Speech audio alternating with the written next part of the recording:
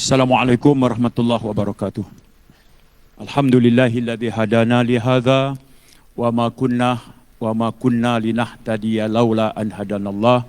Asyhadu an la ilaha illallah wahdahu la syarikalah wa asyhadu anna Muhammadan abduhu wa rasuluh.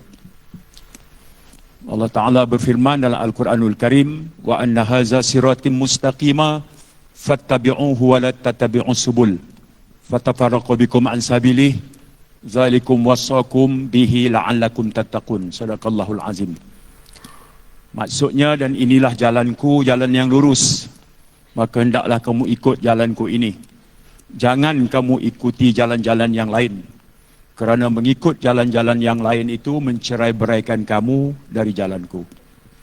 Pengurusi majlis, sahabat saya Dr. Samsul Anwar Nasarah, Timbalan Menteri, saya juga gembira meraihkan Datuk KSP Datuk Johan Marikan, Ketua Setiausaha Datuk Dr. Awang Alik Jeman, Datuk IGP Datuk Khalid Timbalan Ketua Setiausaha. Saya juga gembira meraihkan Datuk Azmi, Kementerian Ekonomi, rakan-rakan yang saya muliakan. Alhamdulillah, bersyukur. Dalam 15 minit lagi kita akan terima kehadiran Yang Amat Berhormat Perdana Menteri pada awal Ramadan. Kira rezeki kita jugalah. Tapi kita nak dapat apa saja kita dengar. Nah, apapun ini kiranya himpunan kita yang kedua minggu ini. Minggu lepas baru saja kita adakan himpunan bulanan. Satu yang membanggakan adalah kita tak pernah miss himpunan bulanan. Itu syabas tahniah Datuk KSU dan pasukan.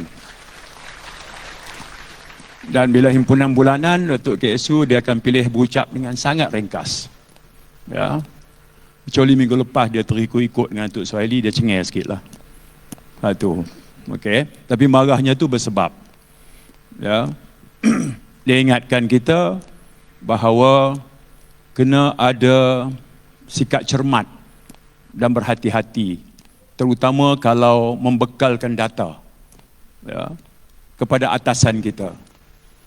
Kerana kealpaan kita itu akan menyebabkan timbul masalah. Ya. Saya ingat itu pesanan yang baik dari KSU.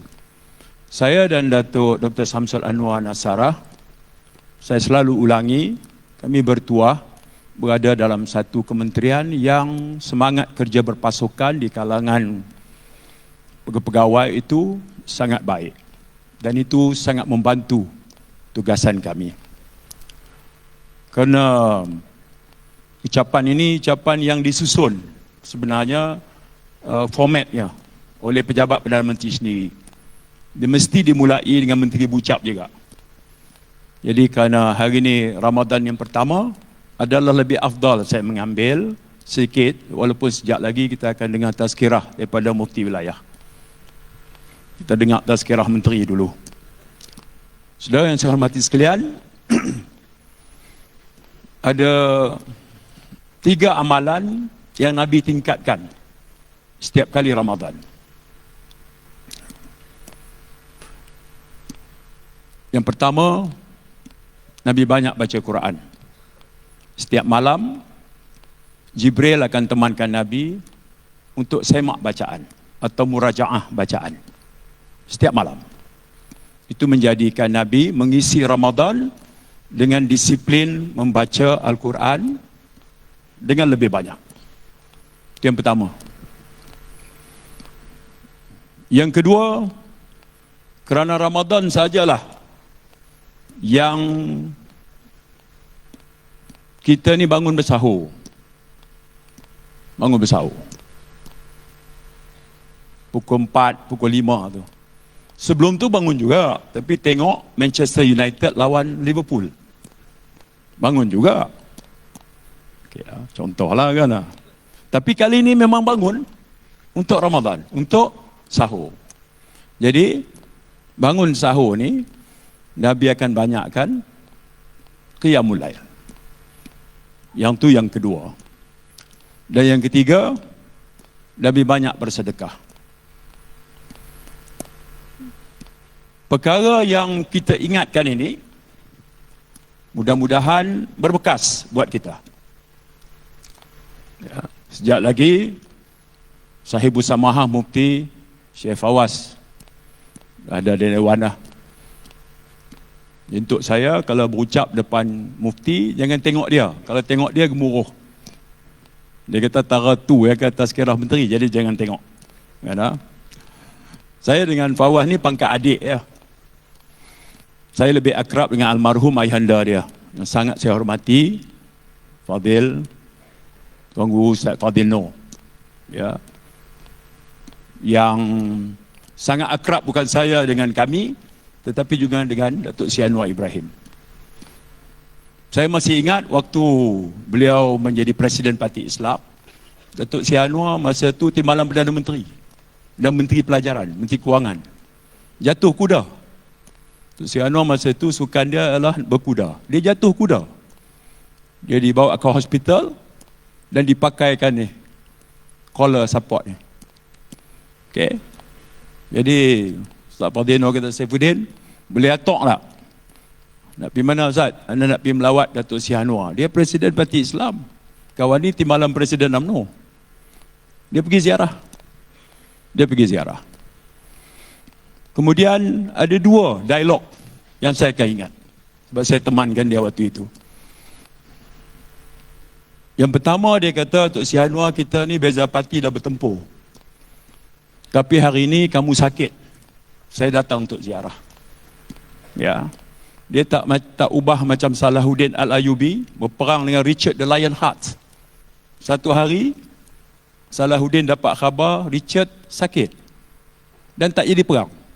Salahuddin kata, hari ini kita tak perang. Siap, aku nak pergi ke kemah untuk melawat Richard. Dia bawa doktor, tabib dia sekali. Dan bila sampai, Richard kata, Salahuddin kata, Richard, aku sedih kamu sakit. Aku harap kamu segera sembuh. Aku bawa tabib pun, supaya bila sembuh, kita boleh perang lagi. Itu dialog dia. Nah, saya dengar dialog itu. Tapi bukan Salahuddin dengan Richard, Fadil Noor dengan Anwar Ibrahim. Itu yang pertama. Yang kedua dia kata, ini kali keberapa dah jatuh kuda? Kali kedua. Dia kata, lepas ni Datuk saya naik kuda lah. Kalau nak naik pun naik kuda kepang, dia kata. Jadi tak jatuh. Pengajaran dia adalah perbezaan politik ini, pertama, tak memutuskan silaturahmi dan persahabatan. Dan itu sangat terkesan dalam perjalanan saya sebagai orang politik. Yang ni saya confirm, Ustaz Fawaz tak pernah dengar cerita ni. Ustaz Fawaz, ni sekarang saya sedang meriwayatkan peristiwa itu. Saya ada di situ, di hospital pada ketika itu. Dan kalau saya sampaikan, bukan dengar cakap, ada sendiri pada momen itu. Kira kalau hadis, riwayat Aisyah, tak boleh tikai. No. Jadi tiga perkara Nabi sebut. Dia tingkatkan amal dia. Dia lebihkan baca Quran. Dia banyakkan diri solat malam. Dan dia banyakkan bersedekah. Tiga perkara. Baik. Bahagian kedua. 5 minit lagi. Lagi kita kena turun sambut lah Datuk KSU. Kena. Baik. Yang kedua, Kementerian Dalam Negeri ini macam pengurusi sebut, core business dia adalah keselamatan dan ketenteraman awam. Quarter 4 last year, semua petunjuk makroekonomi membanggakan dan luar jangkaan kita. Ya. Pertumbuhan pada kadar 6.3 itu bukan unjuran kita pun. Unjuran kita lebih rendah. Tapi kita capai lebih baik. Pada mesyuarat Jemaah Menteri yang lepas, Perdana Menteri senaraikan. Apakah yang menyumbang kepada lonjakan itu? Ya, sektor pembinaan sampai 11%. Data center dah jadi satu enjin pertumbuhan ekonomi yang baru. Dulu tak terbayang. Macam mana data center boleh menyumbang kepada kekuatan ekonomi negara. Kita masih baru dalam bidang ini. Fikir kita ialah getah kelapa sawit. Sekarang ini ada satu butiran yang menyumbang kepada pertumbuhan ekonomi. Consumer spending, sebab kita bagi cash dan rakyat berbelanja. Jadi dia menggerakkan ekonomi dengan lebih rancak. Semua indikator. Inflasi 1.4. Pengangguran 2.9. 2.9 ini kalau ikut kayu ukur antarabangsa dianggap guna tenaga penuh. Daripada 17 juta lebih workforce dianggap semua ada kerja. Ya, dan begitulah sistem dunia memberikan bacaan kepada semua petunjuk-petunjuk ini. Saudara yang saya muliakan, dah sampai dah? On the way. Alright. Ya. Yeah. 4 minutes. Baik. Jadi, core business kita ni keselamatan dan ketenteraman. Polis, tugas hakiki dia. Tak lengkap ucapan pagi ni, kalau saya tak sentuh benda ni, terutama depan KSP.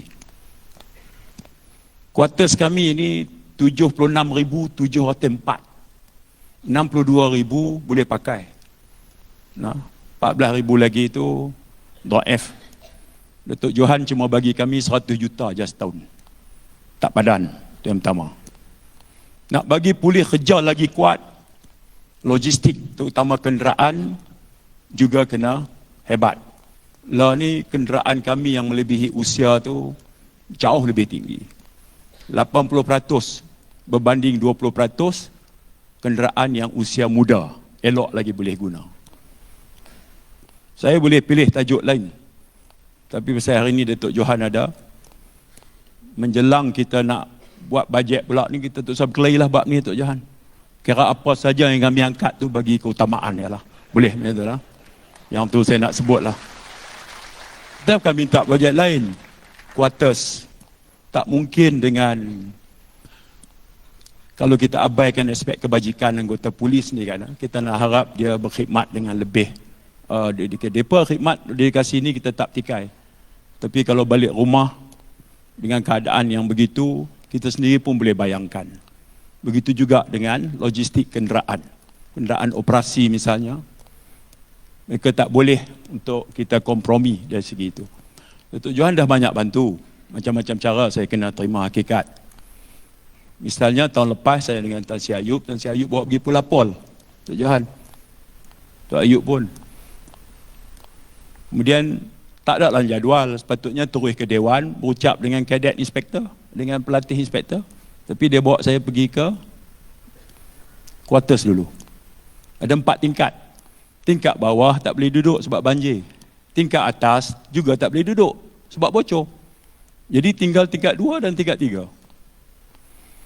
Jadi pada bajet tahun lepas, dialog bajet tahun lepas, kita cadang kepada MK2. Datuk Johan pun ada. Kita jumpa di Parlimen.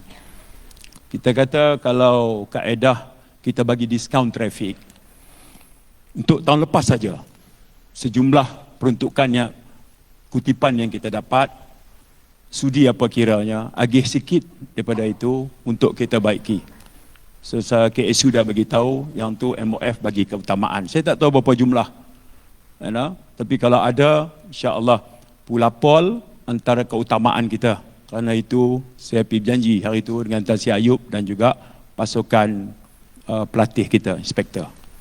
Ya, jadi yang itu tak besar mana pun, Tuan Johan. Jadi saya stres isu kebajikan ini, terutama bulan Ramadan tadi tu. Nabi pesan sedekah banyak-banyak, buat kerja kebajikan banyak-banyak. Jadi dia kait kot tu, rupanya. Hak lain tu tak apa. Ya? Dirikan solat malam, macam Quran banyak-banyak, kita duk buat dah. Hak nombor 3 tu. Hak tu Datuk Johan kalau boleh buat, Masya Allah. Pahala pada Datuk Johan ni, orang doa ni, ibarat macam air yang mengalir deras. Allah berlipat ganda. Pasal mempermudahkan urusan orang lain.